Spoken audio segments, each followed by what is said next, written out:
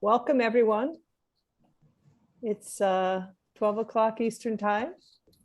So we're going to get started with the Gateway Learning webinar series for today, which is going to be a kind of a roundtable, a new format where we discuss important issues, fresh perspectives for faculty-directed programming.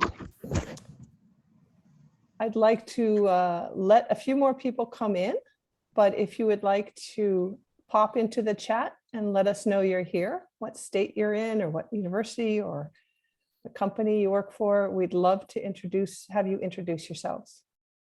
We'll be introducing our facilitators in a minute and our panelists, and we'll get going in about 1 minute.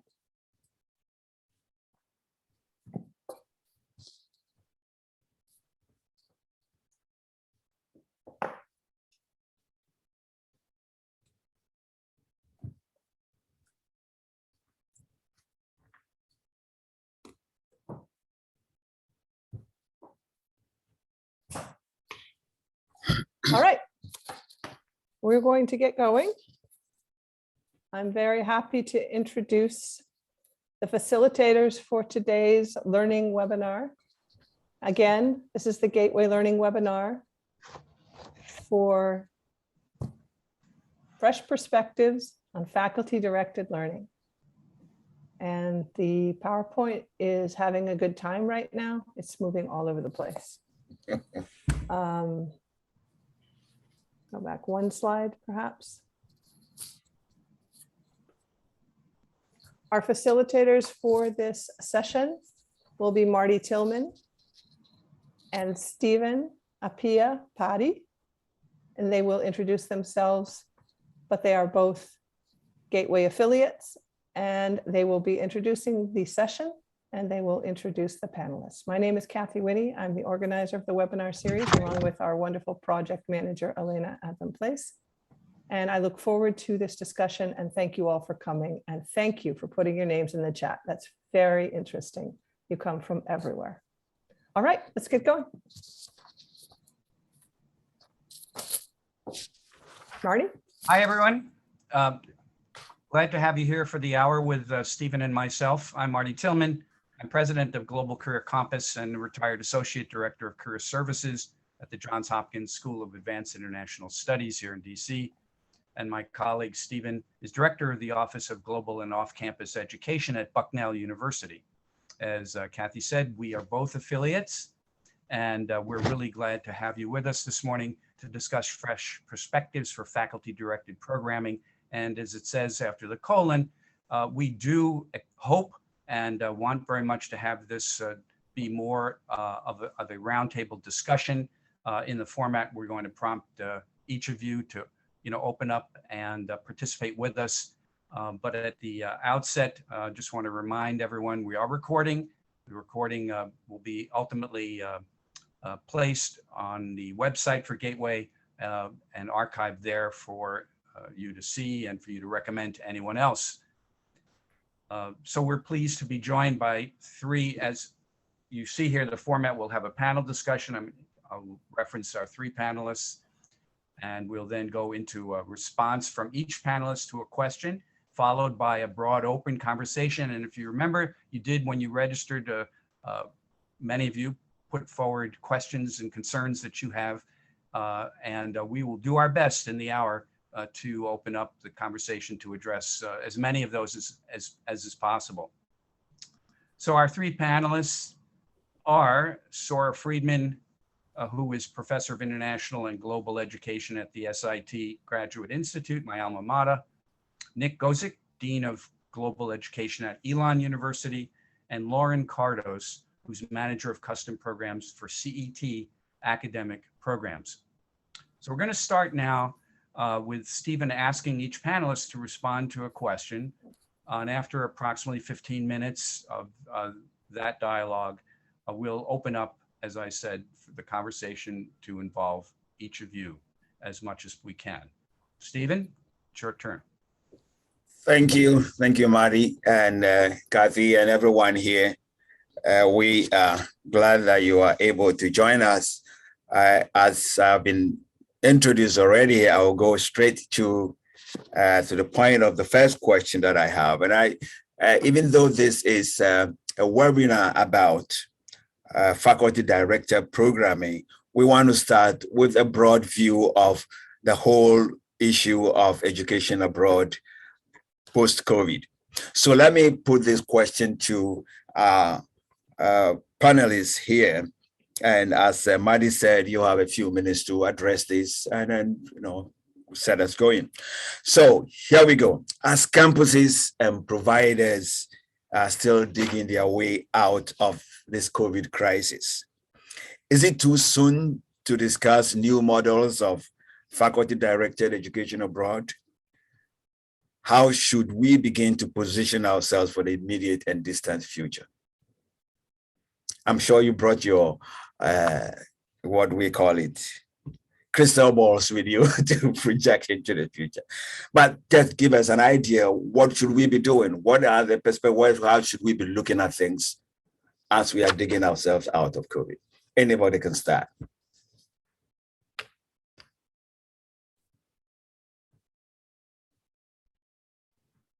I'll go ahead and start to make sure that we can continue with the conversation.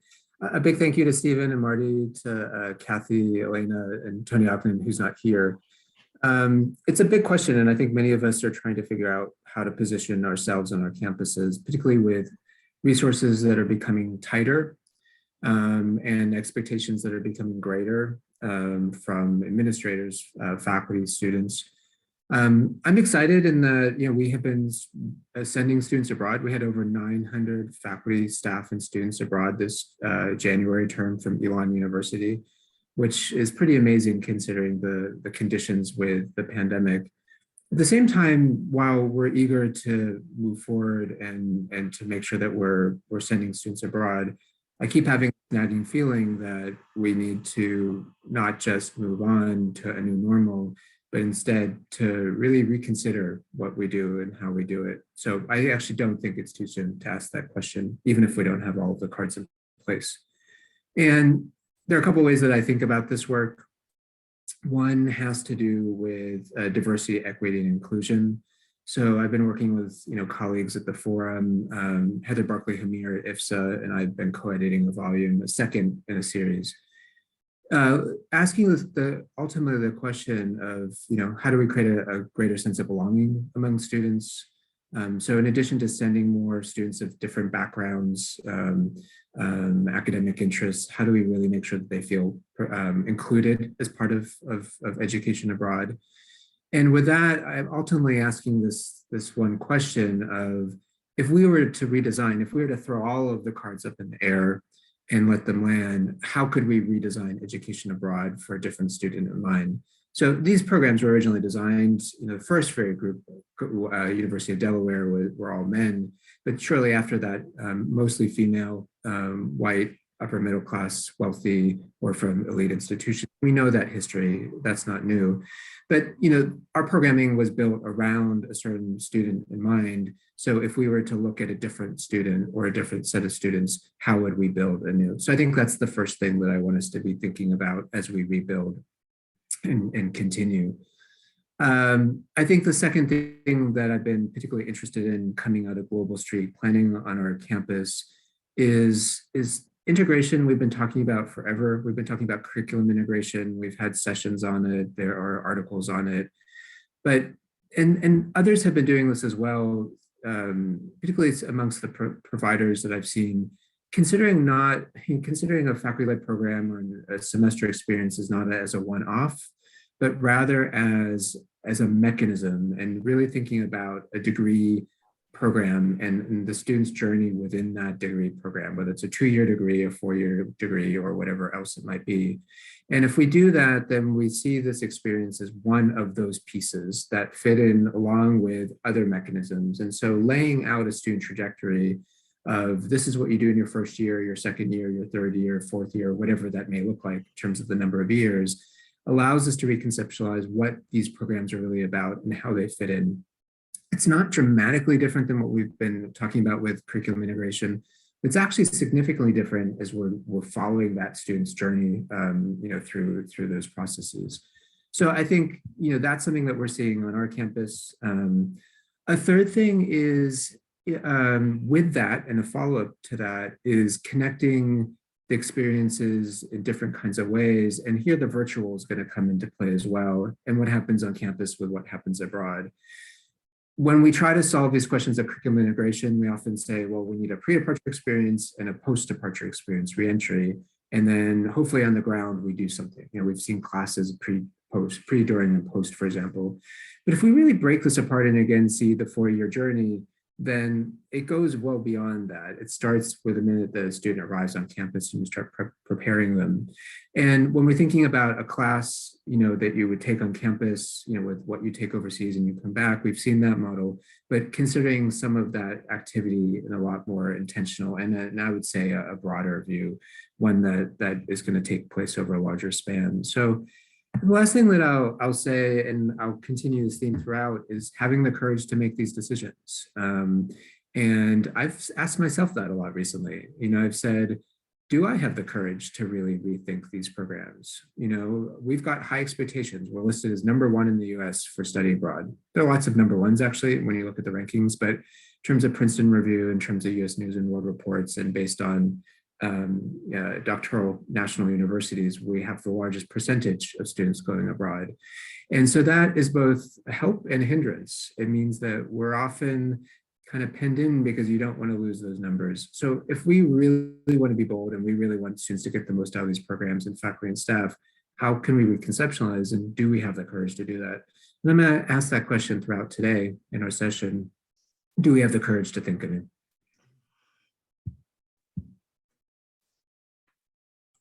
Thank you, Nick. Sora or Lauren, any comments? I'm happy to jump in, and also just want to start with a thank you to Gateway for the invitation to participate. We know that the best intercultural learning happens when time is provided for deep reflection. And speaking from my perspective as a faculty member who just returned 10 days ago from Kathmandu, leading a group of graduate students in the beginning of their semester abroad, it's been fun and important to step back and reflect on that experience and where I go forward with that program. This is a group that spent their fall semester in Quito, and I was there as well. So the experiences of being on the ground with students as a faculty member, as their advisor, and helping them to process and learn is so real for me at this moment. I'll note that some of my reflections also were based on the fact that, and this speaks directly to where I'll go, I'm in the final days of getting over or dealing with COVID, the souvenir we never want to bring home. So it's important as we think about the practical pieces of intercultural learning to remember that as a professional in the field, I practiced every single best practice to stay healthy, and it is completely out of our control at times what happens with that. I tested negative and was able to get on the plane, and clearly the first person I met in the airport was carrying the virus, because the moment I stepped off the plane, I was sick. I think, like you said, Nick, it is always appropriate to be thinking about new models of education. The moment we stop doing that, we get stale, and it doesn't serve anybody or any program, any institution well.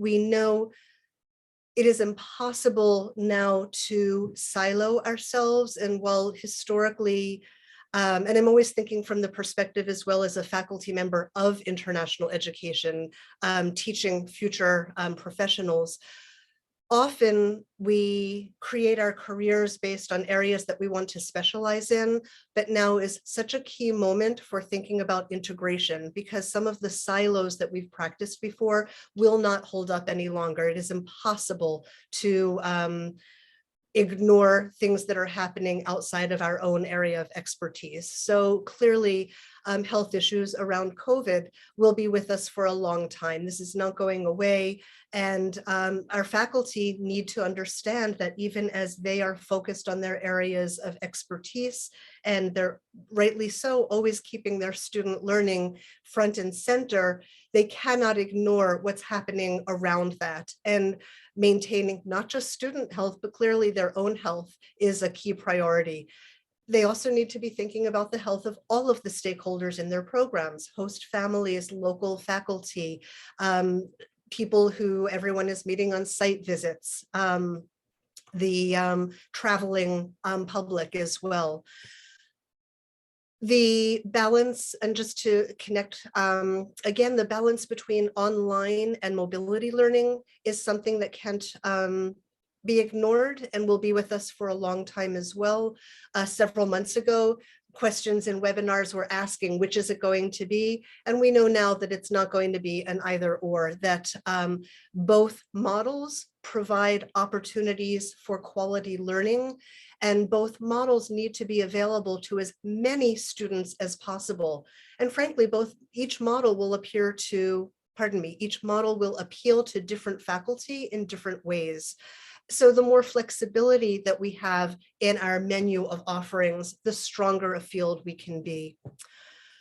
The importance of considering identity and social issues is not going away and can't be siloed. And without wanting to be too self-appreciative, finally, our field has accepted that we cannot think about our students' experiences and learnings. We can't think about what our programs are going to look like without thinking about what our students are experiencing in terms of their own identity development, identity formation.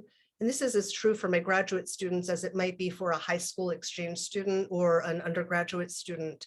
What's happening in the world is always going to be right over here on their shoulders. So we can't ignore it. It's got to be acknowledged, and we have to help our students process it. We need to be ready for that. And we need to help our faculty understand that this is going to show up in their classrooms as well. And some of them might not be thinking about that.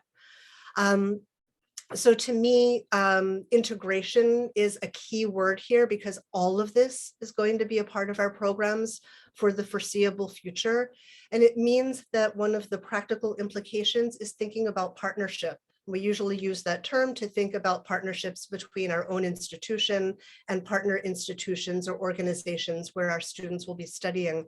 But here clearly I'm talking about the partnership between the experts in the field of international education, which is all of you and your staffs, and the faculty who are teaching the courses who may not have studied international education. And some of them might be well practiced in this, but they don't have the skills, the knowledge, and the awareness that all of you bring to your work. So having that partnership be a strong, open, clear, and respectful one in all directions is key. We know that faculty often don't want to hear about the administrative parts, and they're going to have to accept that that's a part of their work from this point forward. The last piece of that is just then to be thinking about what training of faculty will look like in the future. And it's not necessarily going to be having a group of 10 faculty who are leading a J-term or a May-term program in a room, but working one-on-one with faculty to help them understand what all of these variables will mean for their programs. So look forward to more conversation. Thank you. Thank you, Sora, Nick, and I can round us out here. So again, thank you to Gateway for this opportunity to share, but it's already, I'm feeling my own sort of gratitude to just hear from the other panelists that we're all kind of in lockstep coming from different areas within the field. So I think that's already exciting integration that's already happening.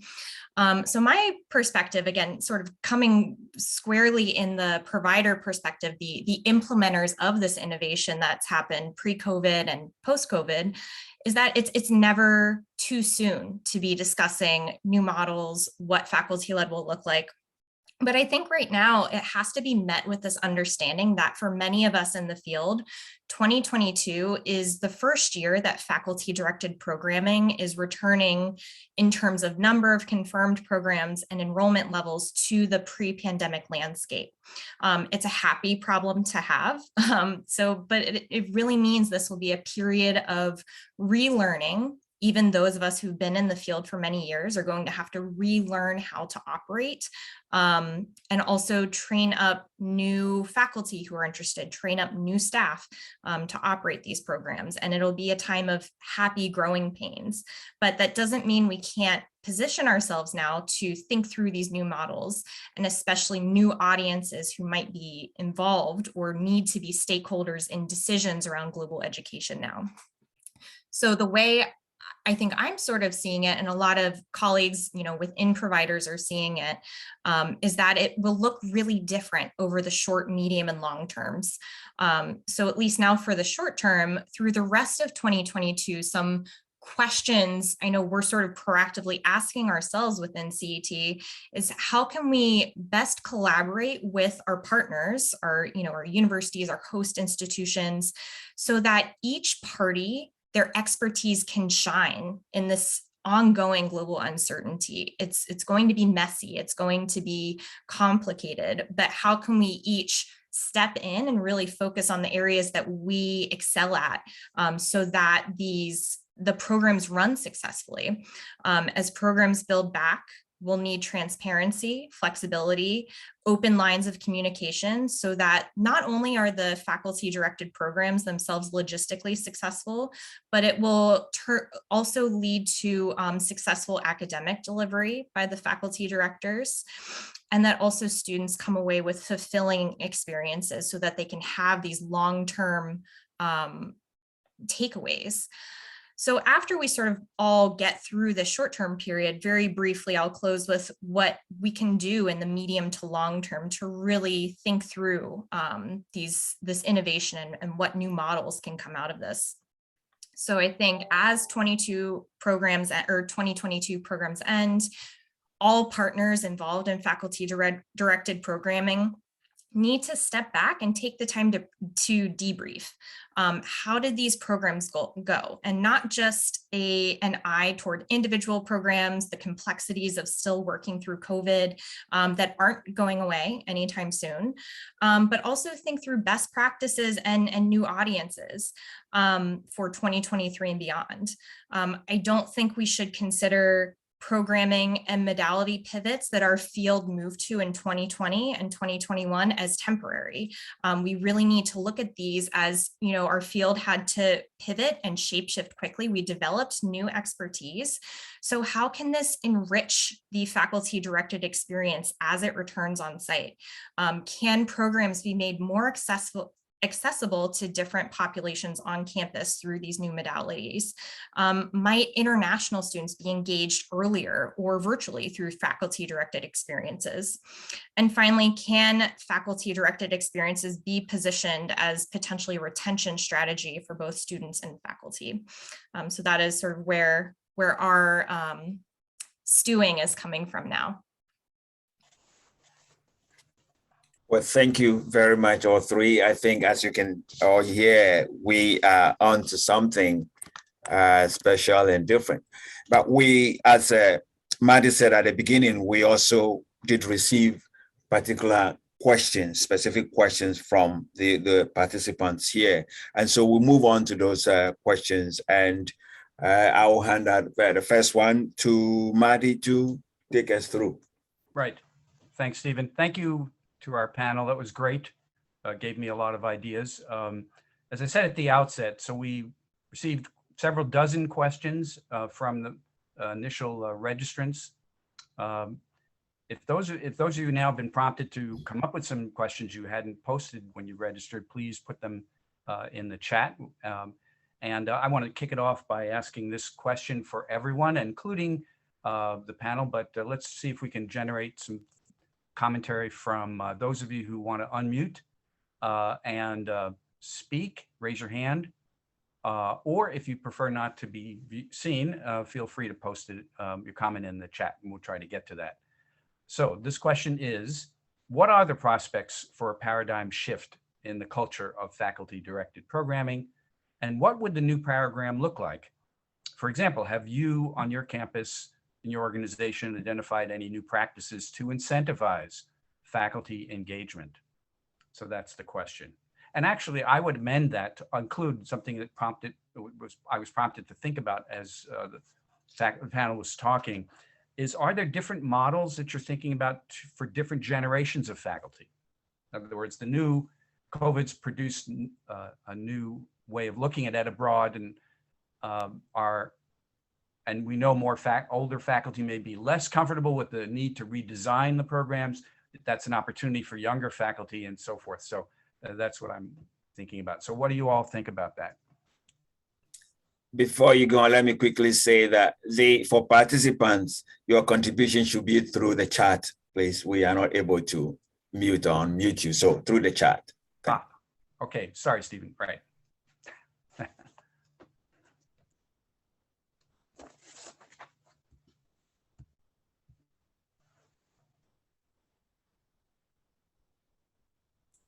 I'm happy to start us off with some thoughts on this question. At least from, sort of the provider perspective, we'll need to track how this paradigm shift is and the types of faculty-directed support so that it closely aligns with whatever the paradigm shift ends up being at universities.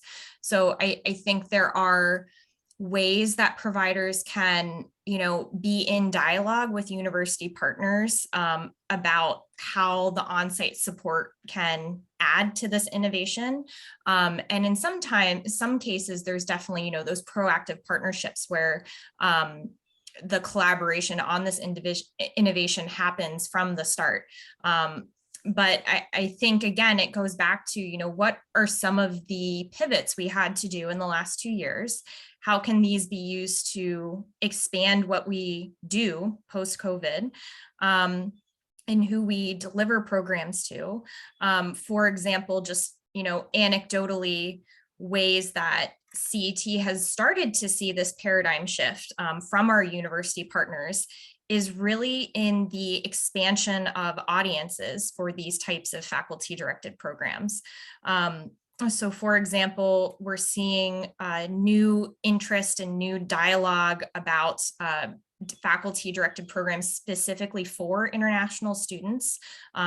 A lot of us, I think, at the start of COVID saw that as, a temporary solution to students who could not get into the US depending on their nationality, but we're seeing long-term interest in developing those types of programs.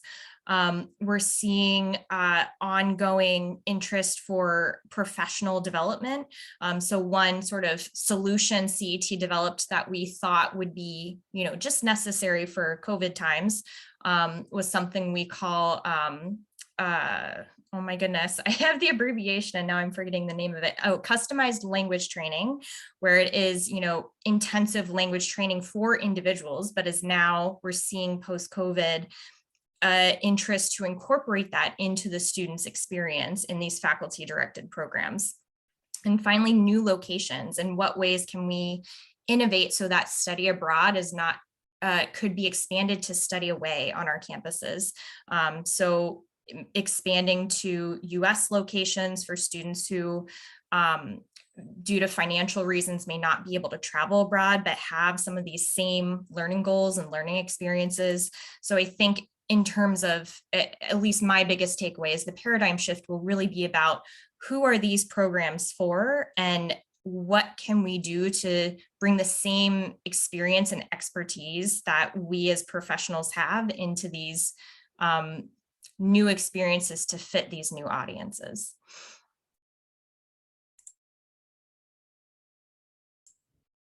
Thank you.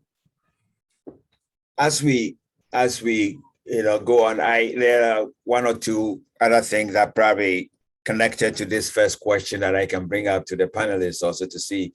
There's an interesting comment there. Besides one-to-one meetings with faculty, what other kinds of tools will help both experienced and new faculty to develop and implement study of education abroad programming?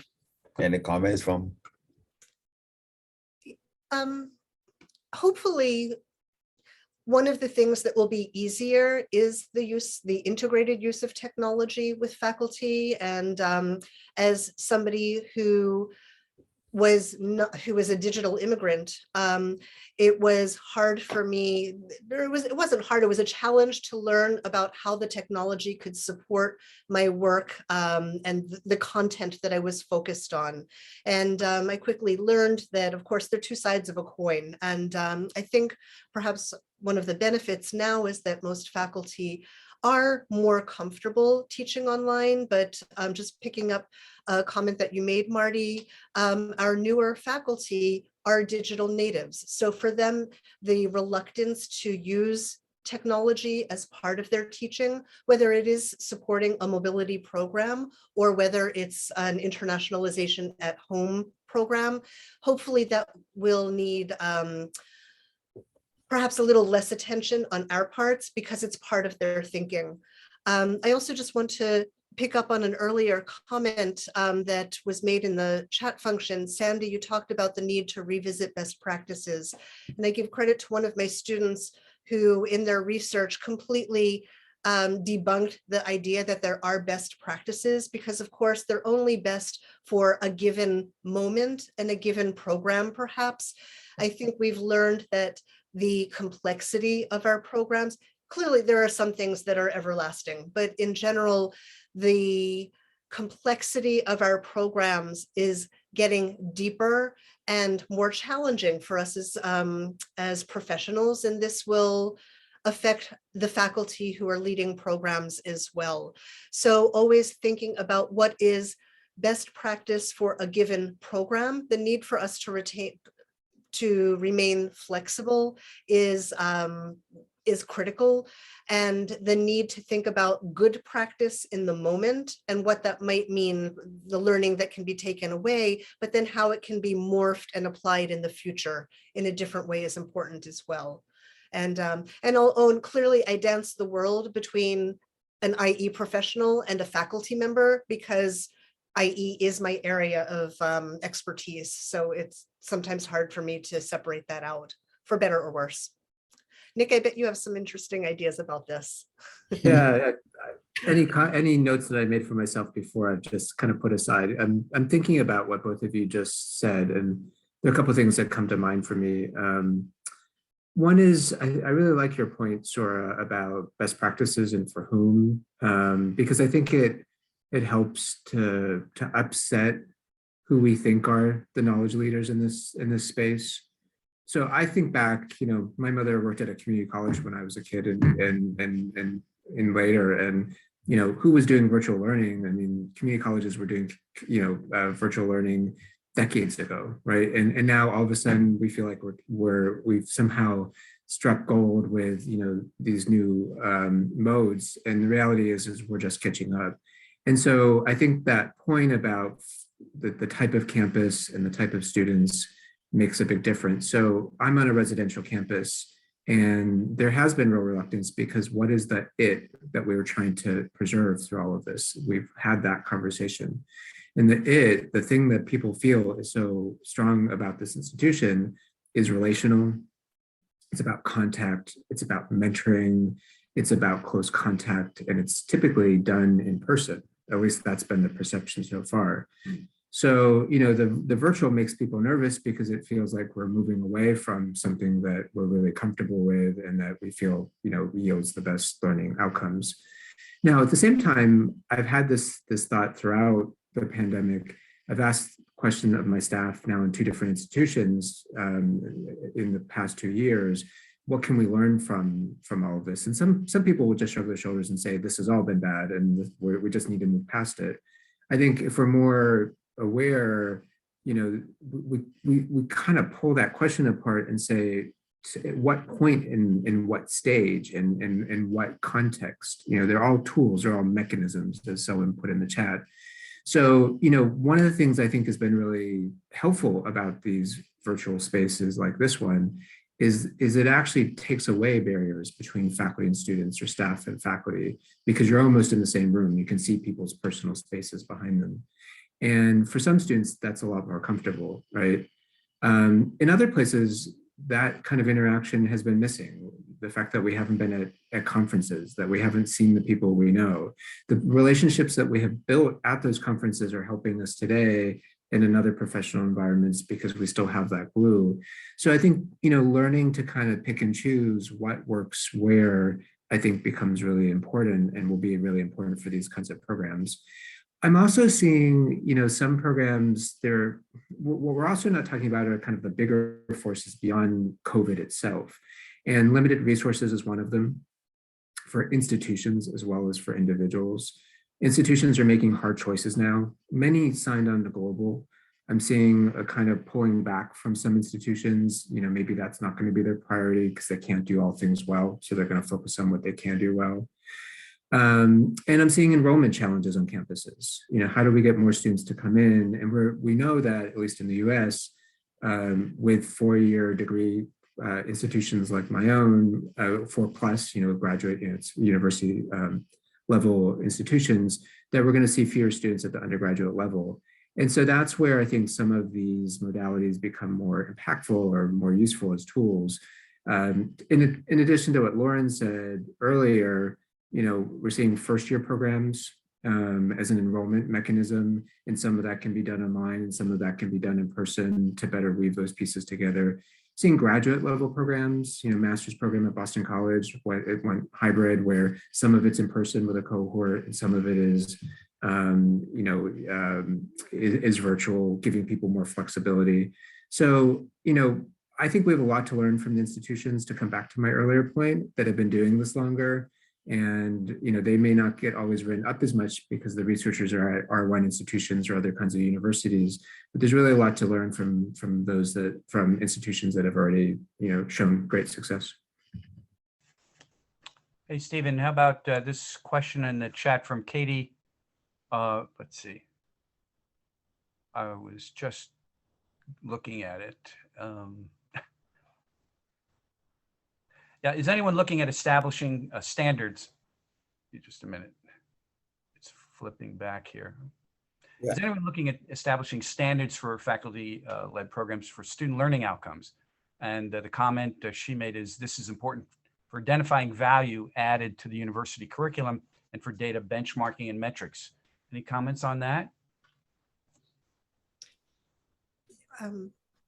Yes, and I think this also will connect to the question about other resources and tools that can be provided to faculty. Not reinventing the wheel when it's not necessary can be really helpful to faculty. So helping them understand how their programs fit in with larger institutional priorities and needs. So for example, accreditation standards. They're already, sometimes faculty aren't, especially in a larger institution, faculty may not be aware of the accreditation standards that the institution has set. So helping them to see the direct connection between how their program is helping the university to achieve an accreditation standard, and those, if they're not, they should be directly tied back to student learning outcomes.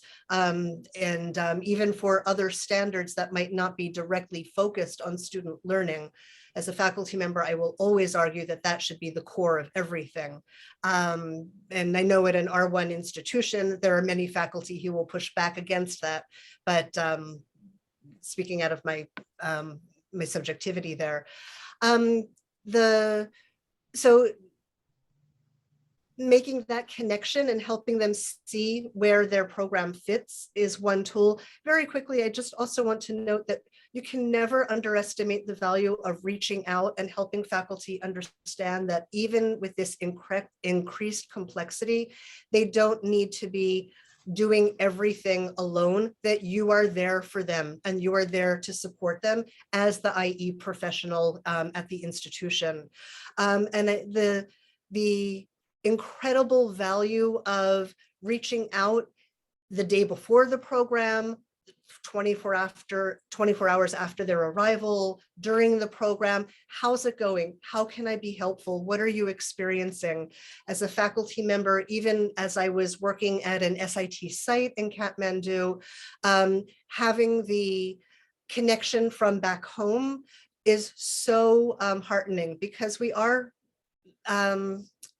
we still are far from home. We are tired. We are working 24 hours around the clock.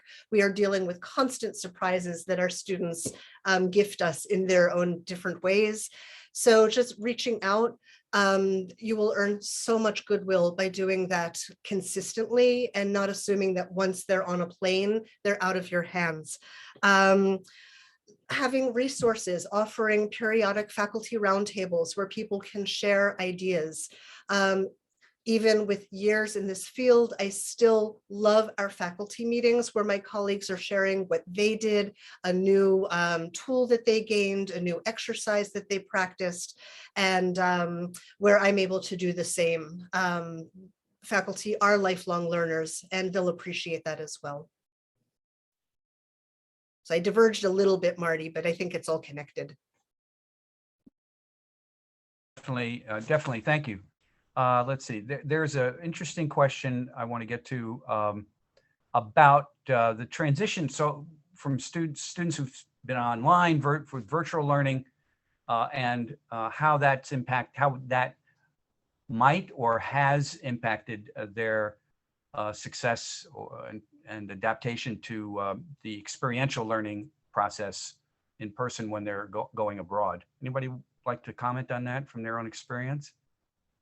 And how can faculty, and the end point of that is, and how would the faculty be able to specifically help students to make that kind of a transition?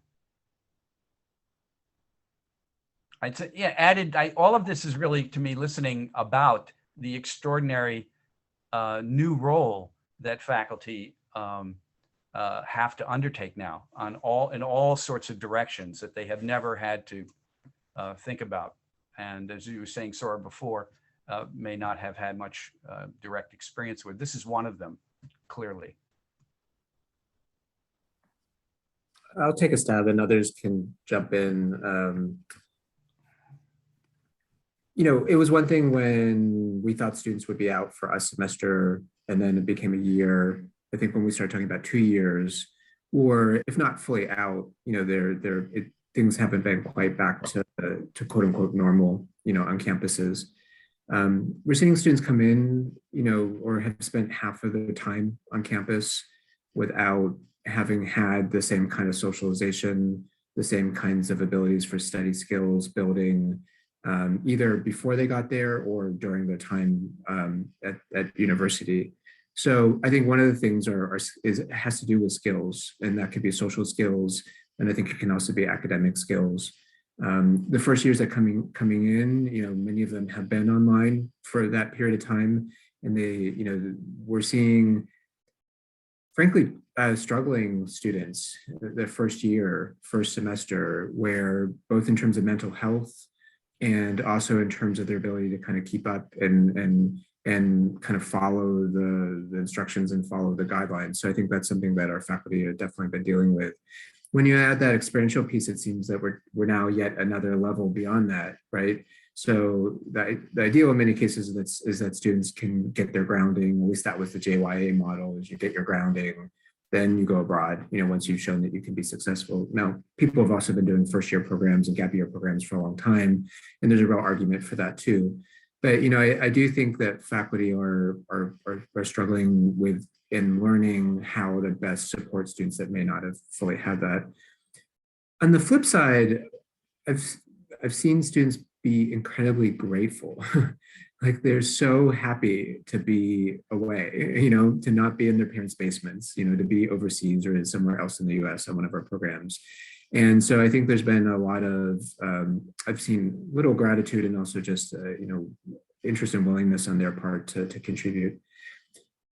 Before I finish though, I want to add what faculty are going through. Having witnessed and worked with now this number of faculty, more than 60 faculty that led students abroad in this J term, they are also dealing with a lot. It's always been one of the hardest things that faculty do, and also one of the things that they enjoy the most. At least that's what I found through research, and I've seen in other studies like Gillespie et al. And work that I did with Rebecca Hovey at Smith. It's both rewarding, but it's also really challenging. And what we're seeing from faculty, we just want to add, is exhaustion to almost the breaking point. I've seen some faculty get close to snapping because they so much want the experience to go well, and they're so used to being on top of things. And you add COVID to all of this, and you think about getting students overseas and the testing, and then you think about them coming back and the stress, or if someone gets COVID, there's a lot of pressure around all that that's creating a bit of a pressure cooker situation. So I think, while we're thinking about how to help faculty help students, we also need to be considering, it seems to me, how to support faculty and make sure that they, in addition to what Sora has said, I think space for reflection, giving faculty a chance to talk through their experiences. And I think that actually comes back to our learning outcomes piece as well. It helps faculty think about how they take what they've learned abroad in these experiences, these transformative experiences, and bring them back to campus for future iterations, but also, of study away, but also in their teaching, mentoring, research on campus.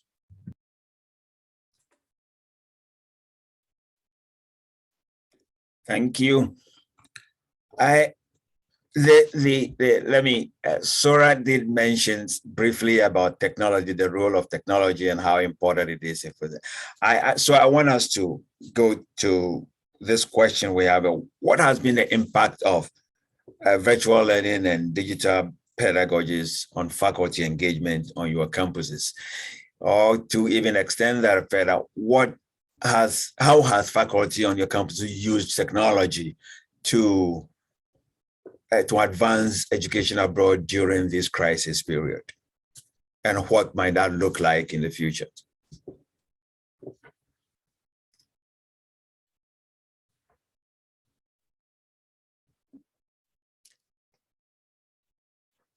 I can start by sharing that our approach is one that is much more integrated now, because we are able to do more with the tools that we have. So of course, the pre-departure orientations and welcoming students to SIT who are going to spend their entire careers, their entire academic careers outside of the United States as a US-based institution has been very helpful. The students arrived on the ground in Ecuador in September, a couple of steps ahead of where they would have otherwise. I don't think this is anything new, but it just forces us to think more broadly and in a more integrated way about what's going to happen when, and the sequencing of all of that onboarding. As a faculty member, I'm teaching blended courses so that I don't have to, for better or worse for my students, I'm not letting go completely of teaching in the program, even though they're in Nepal. I was online from 7 to 9 yesterday morning, and again from 9 to 11 last night teaching. They should not be spending too much time with me, and I'm now done, other than another hour or two this semester, because they need to be with people in Kathmandu, and that's much more important than time with me.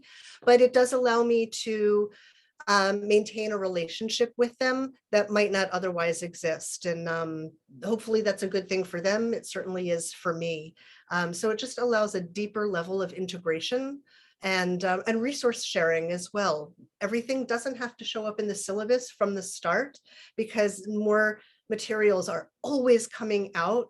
So figuring out how to organize that and how to share new resources, new research, new articles that are constantly being published is a challenge as well, a welcome one.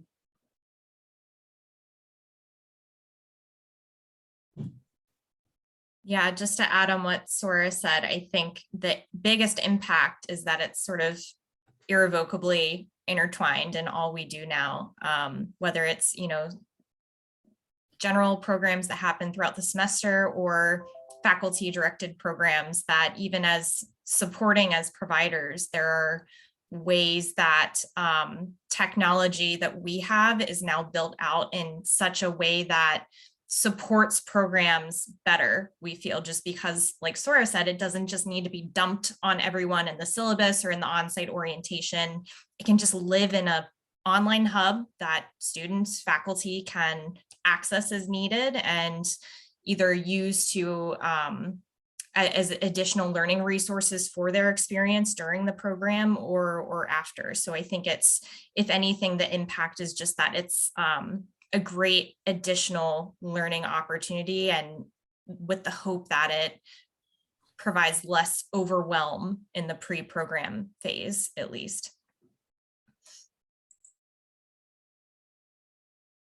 I'm going to jump in. We have about 5 minutes before we want to come to a closing of the hour. And in the questions that our audience had posed when they registered, there were certainly many that had to do with risk management strategies. So I would just like to touch on that and start by, there was a chat question from Sharon that she would like to know what metrics you all are using to determine when and where to send your faculty again. Do you focus on the State Department, CDC travel alert levels? If not, what are you using as a guideline?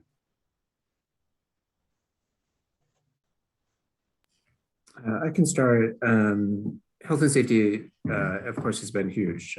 That's what we've been doing for the last long period. The first part is kind of what we're looking at as we're setting programs back out. I would say that there are a couple, we're trying to reevaluate programs, even though the programs that came back from J-term. One is, should we be sending groups to more than one country, or how many destinations make sense? It all comes back to the learning outcomes and the pedagogical reasons why we're doing something. If there's a reason to be moving students, then that's why we do it. But simply to move for the sake of moving means that, particularly with COVID testing, and if someone comes down with COVID in this period, are you going to leave someone behind? Who's going to be with that student? So there's some real practical pieces that come with that. The other thing is, how much support do faculty have on the ground? And we do send 2 faculty members for every program, which is not something that I've always had with other institutions I've been at. So that's been the minimum. Even then, we had a program where both of our faculty came down with COVID, along with several other students. And then you think about what's going to happen with the rest of that program, especially once they were starting to move on to the next location. So is there another support person? And we were able to find someone through contacts. But that becomes really important, practically speaking. So we are going to be thinking through itineraries, and also it comes back to the question of, why are we doing something? What's the real value added? And there has to be an academic reason, or we shouldn't be running programs. Especially when we're doing it in these conditions, it helps us to raise that bar. I know that there was another question here in terms of State Department. We're struggling with that. I have to admit, State Department and CDC have not been great metrics for us to use. We've used a series of points. The State Department went with a level 4 for everything. That didn't really seem to make a lot of sense to us. So instead, it's been a much more nuanced approach. A big part of this is a question of, can the group actually get into the country? Are there any kind of regulations against that? Or if the group gets in, do they have to immediately quarantine? And how long is that program? And how much of that experience will be taken up in quarantine? Those are 2 of the factors we've been using to determine if we can move forward. Thanks, Nick. Anybody else on that? I would echo so much of what Nick said. It really has to be not just case by case by location, but also on the specifics of your program. If it is, 2 weeks in length and a 7-day quarantine upon arrival is required, or if not required, likely, depending on, will students pick up Omicron and the nature of its transmissibility now. So those, even tangential risk factors based on the location specific policies at the time when you need to start making those decisions. And I know at least from our partners, our university partners, it can be tied into your registrar requirements, your campus leadership sort of timelines. Some other resources and metrics that CET uses, for example, is we really lean on our director of health and safety. So most institutions will likely have a dedicated risk manager to help make sense of all the many metrics out there and the location specific resources. How flexible is the program theme to these changes? So if it's, for example, pre-COVID, we had led a marine animal anatomy program before, and that required very specific sort of scientific site visits and data collection. And would something like that be possible to move around should COVID things take place? So thinking through that. Other resources are your health insurance provider for students, whether that be GeoBlue, CISI, whatever other ones are out there. What resources are they having? And then exactly the type of on-site support that faculty have, whether it's multiple faculty members, coordinators going from campus, providers, host universities, whatever that looks like. So it's, I think, assessing all these resources in a holistic picture as much as possible. I think we have time for maybe one. Yeah, sorry, one. You make the last comment here. I was just going to add that SAT also has let go of the State Department level 4 being the be all end all, so that there are a wide variety of criteria that are used. Having people on the ground, having local staff or local partners is absolutely critical to getting a true reading, because we know that other data can be influenced in different ways and is not always clear. So having somebody who understands the needs of the program, who understands the student profile, and who can translate the local situation into what is okay for your program is key. I could not imagine, having been in either location, and my colleagues as well, without our local partners there to help us assess. Right. Thanks, Sora. So everyone, thank you so much. Panelists were great. Appreciate everything that you had to say. We could have spent another hour clearly of pushing out on all of the issues that have been raised. Stephen, you want to say a last word here before we turn to Kathy? Well, I think we just want to thank everybody. The panelists were great. Yeah, as you said, we could spend another hour delving deeper into it, but the conversation continues, and we hope that we'll continue to exchange ideas and get things going. So Kathy, over to you for the closing words. Okay. Well, I'm just going to summarize. Thank you so much. What an exciting set of comments and questions, and a wonderful group that has attended today. And thank you for all the comments and thoughts of our reflections of our panelists. We're really lucky to have such a group of international educators with us. The sponsor of this webinar series has been Gateway. And as you know, Tony Ogden is the director. I am an affiliate who just took over the webinar series, and we have had a wonderful time with the affiliates participating in this series. Gateway itself is very diverse. It has a lot of different arms, and I just wanted to point out the Gateway Solutions includes the Gateway Leadership Institute, which is starting in March 7th. So please check out on our website the next semester of Learning and Leadership Institute sessions. Are very exciting to be involved with that. We also sponsor executive search, and we'll be announcing a new search very soon for a top international officer. Gateway Learning Abroad offers a set of services as well. Please check out all the possibilities for supporting your institution or your company through Gateway, and Gateway resources for those of you looking for jobs, looking to change jobs, looking for resources for conferences, for things to read and things like that. All of that is listed in Gateway resources. Finally, I wanted to say that we have been a bridge. This webinar series has led to a new series being born called the Gateway Spotlight, sponsored by Brooke Roberts, who is, as some of you know, the founder of Inside Study Abroad back in 2009, and is currently an international educator herself. But she has created this Spotlight series with Gateway. And the next topic on Wednesday, March 2nd is top decision factors for education abroad programs in 2022. How apropos, right? We were just talking about that. For more information, go to our spotlight page on the Gateway website.